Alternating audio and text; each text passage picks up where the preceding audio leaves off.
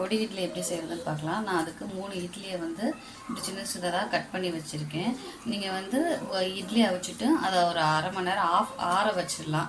நல்லா ஆறுனதுக்கப்புறம் நம்ம பொடி இட்லி செய்யலாம். இல்லைன்னா மினி இட்லி இருந்துச்சுனாலும் மினி இட்லியும் நம்ம பொடி இட்லி செய்யலாம். ஸோ அந்த மாதிரி கட் பண்ணி வச்சுருக்கேன்.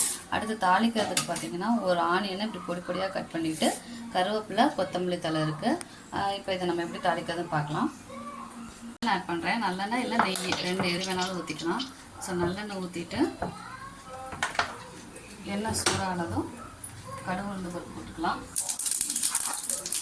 கடுகு உளுந்து பொரியுது. அப்புறம் ஆனியன் போட்டுக்கலாம்.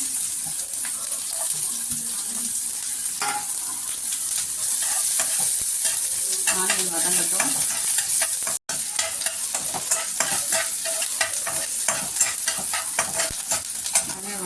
சும்மா லேசாக நிறைய போடக்கூடாது, இன்னும் பொடி இட்லிங்கிறதுனால சும்மா இத்தனோண்டு இஞ்சி பூண்டு பேஸ்ட் போட்டுக்கலாம். போட்டு அந்த பச்சை வாசம் வர வரையும் வணக்கி விட்டுக்கலாம். இப்போது கலருக்காக தான், லேசாக காரமும் கலரும் இருக்கிறதுக்காக லேசாக என்ன சேர்த்துருக்கேன்னா Kashmiri chilli powder,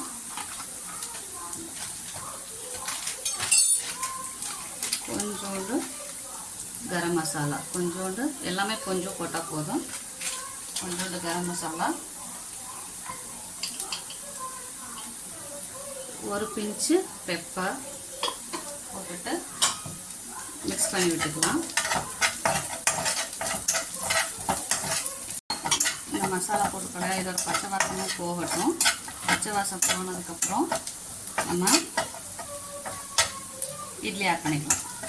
idli add பண்ணிவிட்டு மேலே என்ன பண்ண போகிறோன்னா இட்லி பொடி போட்டுவிடலாம். இப்போ நான் இது வீட்டில் அரைச்ச இட்லி பொடி. ஸோ அந்த வீட்டில் அரைச்ச இட்லி பொடியும் நம்ம டேஸ்ட்டுக்கு ஏற்ற மாதிரி போட்டுக்கலாம். போட்டு 3 ஸ்பூன் போட்டிருக்கேன். ஸோ வீட்டில் அரைச்ச இட்லி பொடிங்கிறதுனால காரம் கம்மியாக இருக்கும். ஸோ அதை நான் போட்டுட்டு இப்படி பரட்டி விட்டுக்கலாம். கருவேப்பிலை மறந்துட்டேன், அப்புறம் இப்போ ஆட் பண்ணிட்டேன். இப்போ நெக்ஸ்ட்டு இந்த மாதிரி மிக்ஸ் பண்ணிக்கணும். நல்லா மிக்ஸ் பண்ணிவிட்டு அந்த பவுடர் வந்து எல்லா இட்லி பீசஸோடையும் நல்லா மிக்ஸ் ஆகி வந்துட்டு பாருங்கள், எல்லாமே கலர் சேஞ்ச் ஆகிடுச்சு. எல்லா இட்லியோடையுமே கவர் ஆகிடுச்சு. ஸோ இப்போ நமக்கு ரெடி ஆகிடுச்சு. இப்போ நம்ம என்ன பண்ணோம்னா ஃபைனல் ஸ்டேஜாக அந்த கொத்தமல்லி தழையை தூவி மிக்ஸ் பண்ணி விட்டு ஸ்டவ்வை ஆஃப் பண்ணிடலாம். இப்போ நமக்கு ரெடி ஆகிடுச்சு. இப்போ இதை சர்வ் பண்ணலாம். இட்லி ரெடி.